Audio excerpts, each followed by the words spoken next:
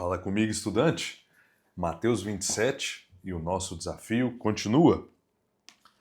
Nós chegamos ao grande dia, o momento em que Jesus vem preparando os seus discípulos, vem nos preparando, chegou. E aqui nós lemos o momento mais doloroso que Jesus teve que suportar, mas ao mesmo tempo o momento mais importante, crucial para nós, quando nós consideramos todo o plano de salvação que envolvia e que necessitava de que esse dia chegasse. Por mais que às vezes a gente ficava torcendo para que o dia não chegasse, que Jesus continuasse fazendo milagres, curando pessoas, ensinando, não existia mais como adiar.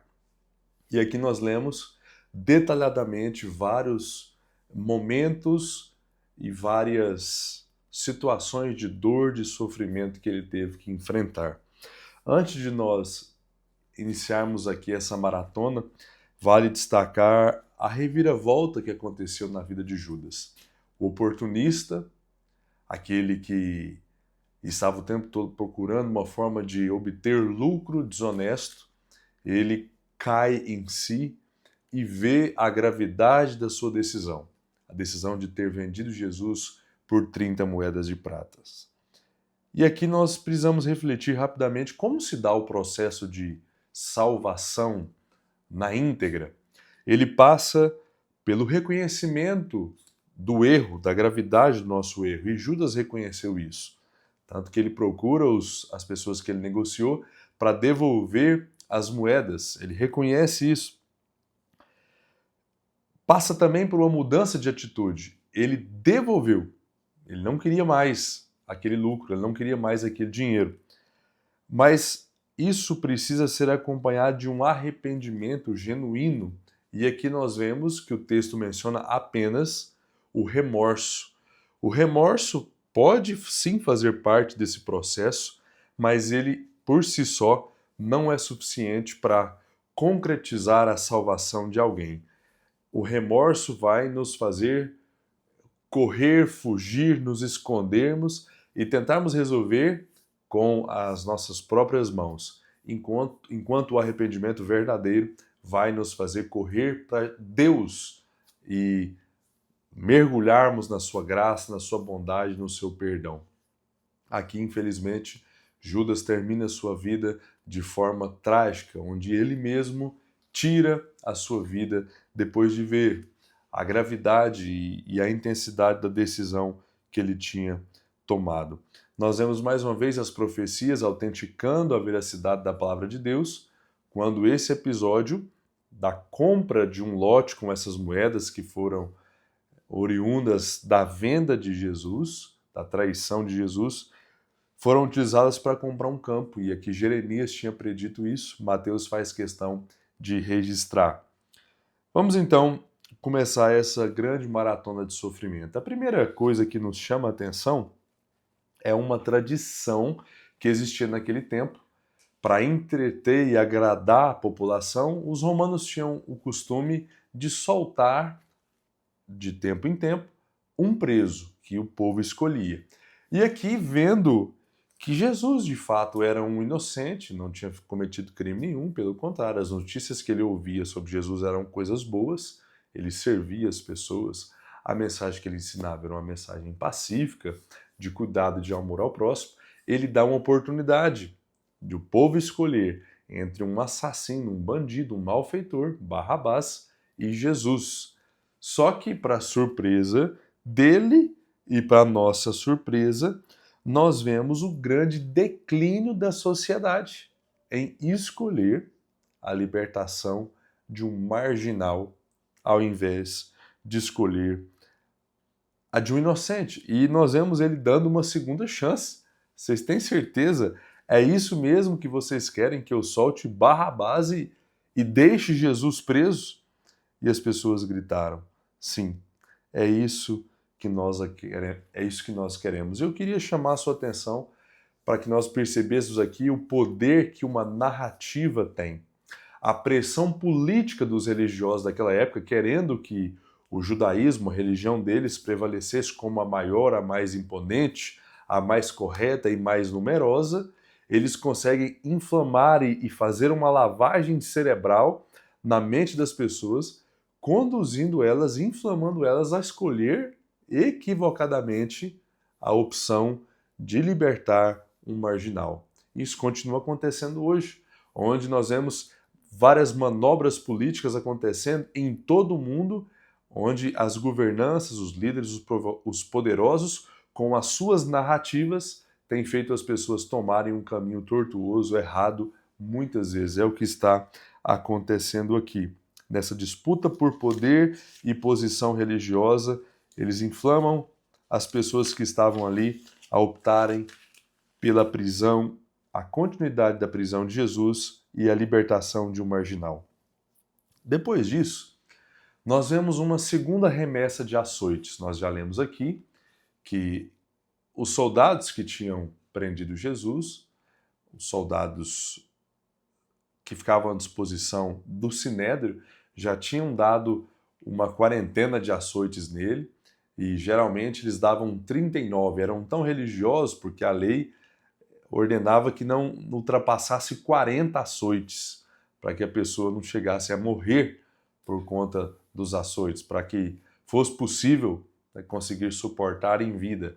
E para não acontecer deles errarem na matemática, eles sempre paravam na 39ª. Tamanho era o rigor com que eles seguiam a lei. Jesus já tinha tomado essas 39 chicotadas, e aí depois disso vem agora o açoite dos soldados romanos, a mando aqui de Pilatos.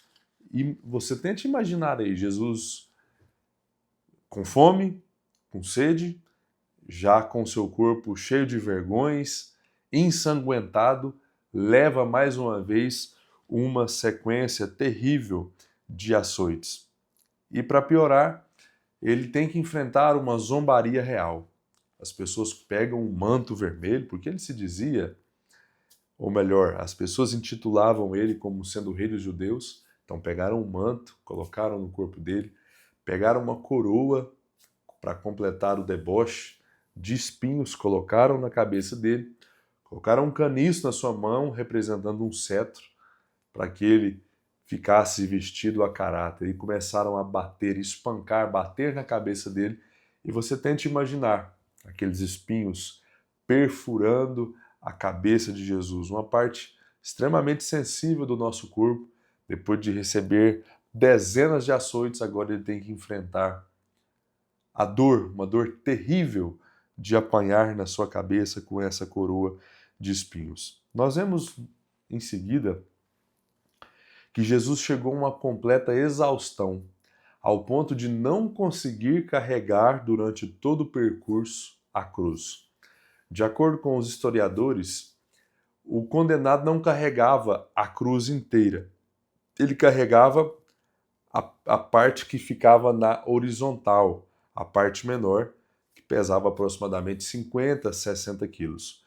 Tendo em vista a grande quantidade de crucificação que às vezes acontecia num só dia, para agilizar o processo, a parte vertical, o tronco, ficava fixo, o condenado fazia todo o percurso carregando a parte horizontal, a parte menor, que não deixava de ser extremamente pesado. Imagina a pessoa debilitada, com fome, com sede, desidratada, depois de perder muito sangue, teria uma dificuldade enorme para poder fazer esse trajeto.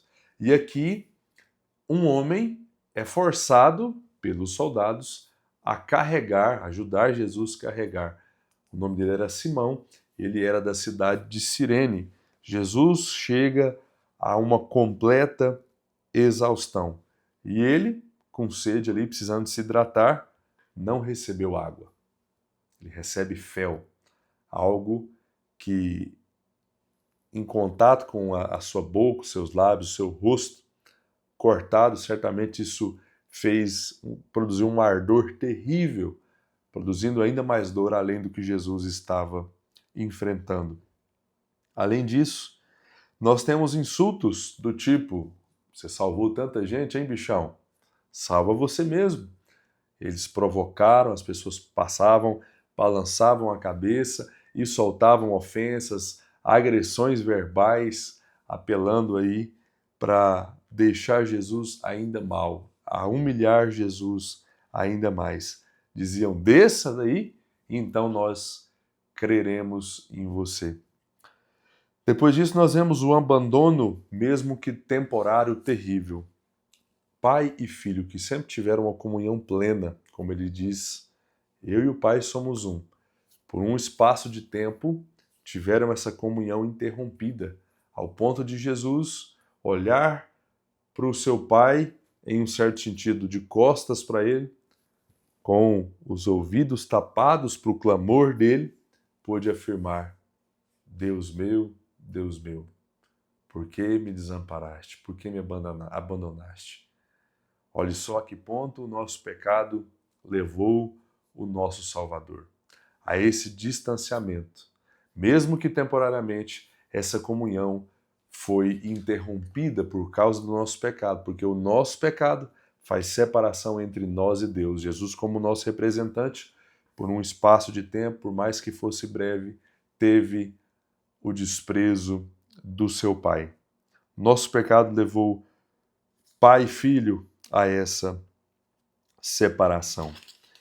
Depois de algumas horas, aproximadamente 6 horas de crucificação, nós veremos mais detalhes no outro relato dos próximos evangelistas. Temos alguns detalhes importantes sobre a lança, sobre as pernas, não vamos discutir isso aqui, mas de acordo com a versão de Mateus, depois disso, Jesus entrega o seu espírito. Ele morre. E algumas anomalias acontecem. Primeiro, o véu que ficava na porta do santuário, cobrindo ali o lugar, o Santo dos Santos, ele rasgou-se, indicando aí, figuradamente, agora o acesso entre nós e Deus, algo que era restrito apenas ao sumo sacerdote, mas que agora nós, através do sacrifício de Jesus, poderíamos ter acesso. Uma segunda anomalia foi uma espécie de terremoto. A terra tremeu, pedras partiram no meio, depois que Jesus chegou a morrer, entregou o seu espírito. E também nós vemos um episódio bem diferente, estranho, que foi a ressurreição de pessoas que já tinham sido mortas. Nós não temos muitos detalhes de como isso aconteceu, se essas pessoas voltaram, os corpos delas voltaram depois para o túmulo, nós não sabemos, mas o fato é que existiu também isso, a ressurreição de pessoas que já tinham falecido, dando essa ideia do triunfo de Jesus final sobre a morte. Por último, nós temos a informação do túmulo de Jesus. José Arimateia consegue negociar ali com Pilatos, ele entrega o corpo e Jesus tem uma escolta armada guardando ali a porta do túmulo, porque existia a profecia de que ele ressuscitaria, a promessa de que ele ressuscitaria ao terceiro dia. Então os religiosos disseram, talvez os discípulos dele vão carregar esse corpo aí e vão dizer que ele ressuscitou. Então deixa ali soldados fortes, treinados, capazes para proteger o túmulo. Vamos ver em seguida os próximos episódios e que Deus nos ajude na sequência do nosso desafio e a valorizarmos essa obra, crermos de fato todos os dias, com todas as nossas forças, na suficiência desse sacrifício para a nossa salvação, crendo que o sofrimento dele foi suficiente para o perdão de todos os nossos pecados, crer que esse castigo que nós merecíamos pode nos salvar completamente da punição eterna de cada um dos nossos muitos pecados. Que Deus nos ajude na continuidade do nosso desafio.